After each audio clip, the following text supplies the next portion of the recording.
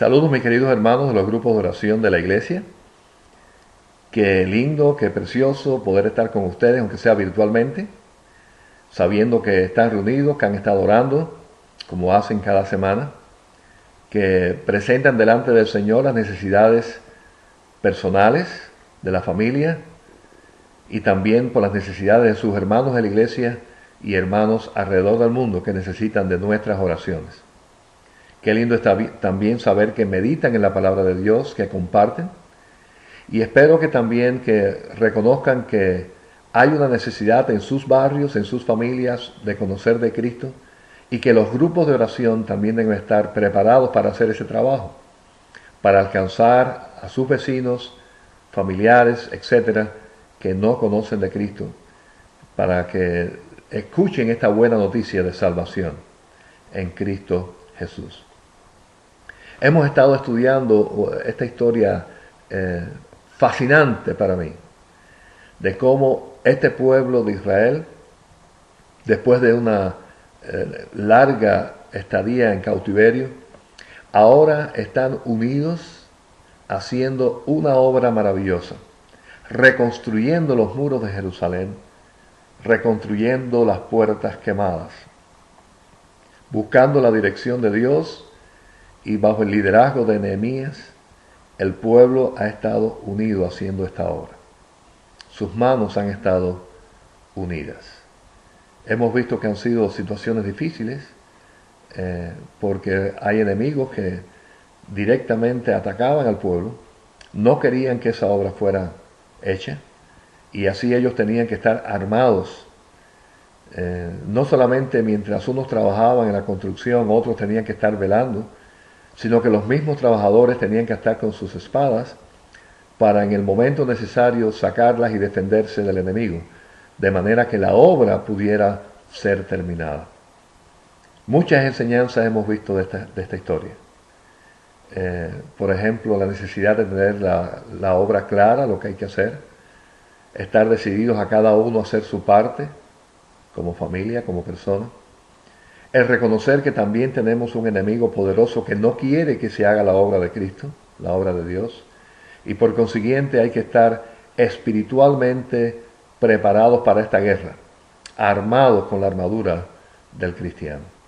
Así que hemos visto muchas enseñanzas prácticas y efectivamente esta parte de la historia, allí en el capítulo 5 de Nehemías, también tiene algo práctico para nosotros.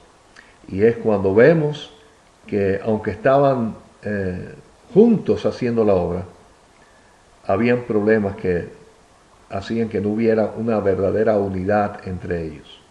Había pecado. Había una forma injusta en que se estaban tratando. Y cuando este clamor de los que estaban siendo oprimidos y explotados llegaron a Nehemías, dice la palabra que él se disgustó.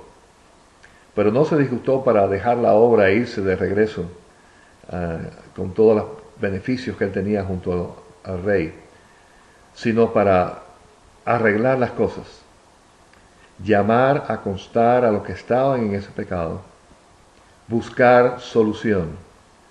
Y déjeme decirle, el Señor obró.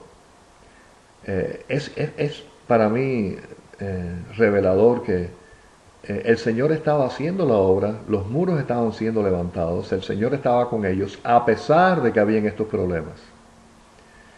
Y esto me hace pensar que efectivamente no vamos a esperar ser perfectos para hacer la obra, sino que en el nombre del Señor nos lanzamos a ella y en el proceso el Señor nos va a declarar en qué estamos mal y en ese proceso vamos a rectificar. La realidad fue que había problemas y cuando ellos supieron del problema, cuando el líder Nehemías supo del problema, fue en ese momento que se buscó solución. No había que dejar de hacer la obra, había que hacer la obra solucionando los problemas. Y vamos a ver allí en el capítulo 5, cuando Nehemías se dirige al pueblo que estaba en ese problema, en ese pecado.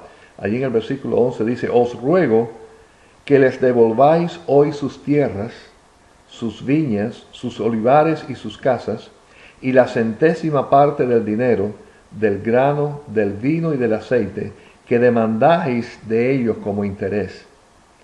Así que la solución era reconocer que estaba mal que estuvieran explotando unos préstamos con unos intereses altísimos.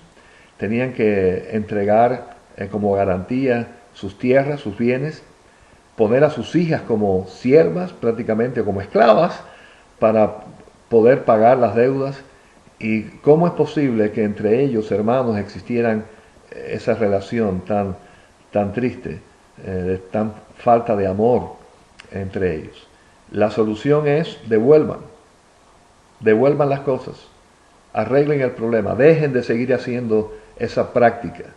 No es agradable a Dios, es pecado. Dios dice que el pueblo no debe tratarse así, que los hermanos deben de amarse, deben de perdonarse. Eso no está bien y hay que resolverlo. Y es lo que Él les pidió que hicieran. Había que continuar la obra, pero ahora sabiendo que las manos no estaban limpias, había que limpiar esas manos.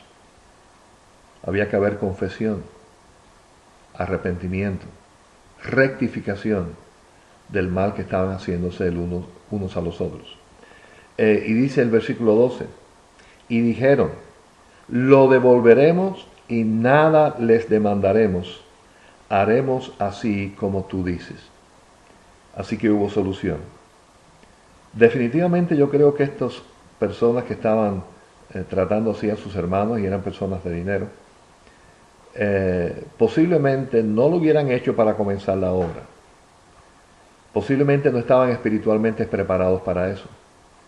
Sin embargo, en el proceso de ver la mano del Señor en sus vidas y trabajando junto a sus hermanos, posiblemente ya eso les preparó para que ahora, de una manera maravillosa, ellos dijeran, efectivamente estamos mal, vamos a rectificar, vamos a devolver todo, y no vamos a exigirle nada a cambio. No hay intereses. Perdonada la deuda, no la deuda, pero sí los intereses. Y vamos a hacer las cosas bien hechas. Fíjense en el versículo 12 también dice, entonces convoqué a los sacerdotes y les hice jurar que harían conforme a esto. Quiere decir que les hizo prometer delante de los sacerdotes de que eso no iba a suceder más, de que ellos iban a seguir haciendo bien las cosas. Mis queridos hermanos, nosotros ahora no tenemos que jurar delante de un sacerdote, pero sí debemos de tener un compromiso firme con el Señor, de que vamos a hacer las cosas bien hechas, de que vamos a renunciar a la carnalidad y a la vida de pecado, de que vamos a renunciar al chisme, vamos a renunciar a hacer malas cosas con relación al hermano, que vamos a perdonar las ofensas que se nos han sido hechas, que así como Cristo nos perdonó a nosotros, nosotros también debemos de perdonar. En otras palabras, que vamos a hacer bien las cosas conforme a lo que el Señor quiere y demanda de nosotros. Es una promesa. El Señor ha hecho tanto por nosotros, nos ha perdonado tanto y nosotros también debemos de hacer lo mismo. La promesa es que sí, vamos a hacer la obra, pero vamos a hacerla con manos limpias. Y debemos de prometerlo y hacerlo. Y el versículo 13 es un versículo fuerte ahí en Nehemías 5. Además sacudí mi vestido y dije, así sacuda Dios de su casa y de su trabajo a todo hombre que no cumpliere esto, y así sea sacudido y vacío.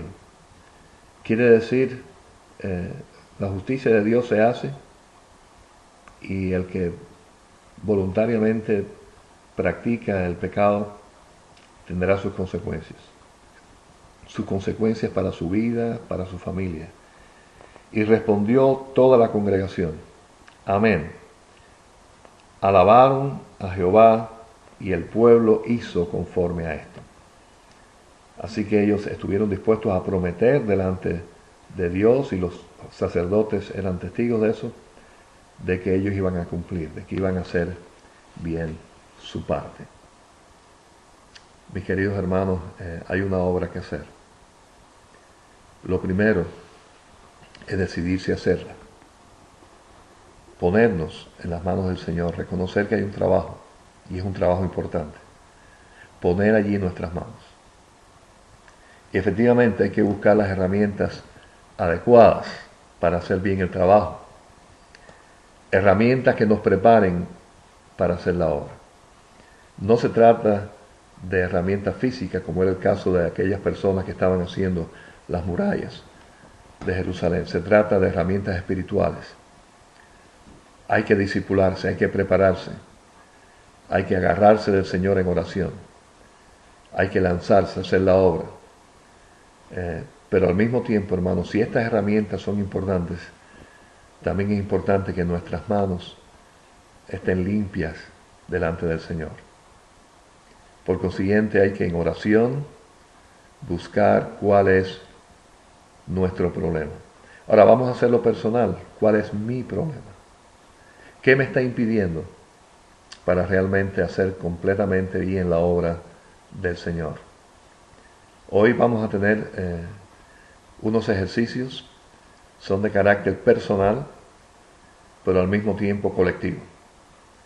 Así que ustedes se van a dar cuenta en qué momento es personal, cuando en oración busquemos en el Señor, en el Espíritu Santo, cuáles son las cosas que andan mal en nosotros para hacer bien su obra. ¿Qué ensucia nuestras manos? Y eso lo vamos a escribir. Esa es la parte personal. Después la parte colectiva es que cada uno de nosotros va a orar por nuestro hermano, pidiendo al Señor que le dé fuerzas, que le dé fe, para que permita que el Espíritu Santo haga el cambio, haga la limpieza en nosotros. Sabemos que no es una limpieza física, es espiritual, pero es cuando hay confesión, cuando hay arrepentimiento y cuando hay una decisión honesta, como hizo este pueblo, de rectificar.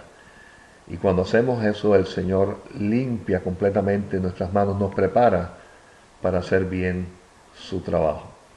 Después van a ver un video en YouTube muy interesante para que nos sirva de motivación y testimonio, para que nosotros reconozcamos que efectivamente tenemos una obra importante que hacer y que la vamos a hacer bien hecha. Dios me les bendiga, hermanos. Yo les animo a que realmente encuentren cuál es su parte suya, también de su familia, en la obra que el Señor nos ha dado, para poner allí nuestras manos. A veces no es solamente nuestras manos, a veces también nuestro dinero, nuestro tiempo, los recursos que Dios nos ha dado para hacer esta obra. Es una obra maravillosa, hermanos. Si los muros de Jerusalén y las puertas fue algo precioso, yo le digo a ustedes con toda responsabilidad que es más precioso aún que las personas conozcan que hay esperanza, que hay vida en Cristo. Y ese trabajo nos corresponde a nosotros, la iglesia. Dios me le bendiga. Y realmente que continúen este programa buscando efectivamente la dirección de Dios para hacer bien este trabajo para su gloria y para su honra. Que el Señor les bendiga. Nos vemos el domingo, si Dios quiere.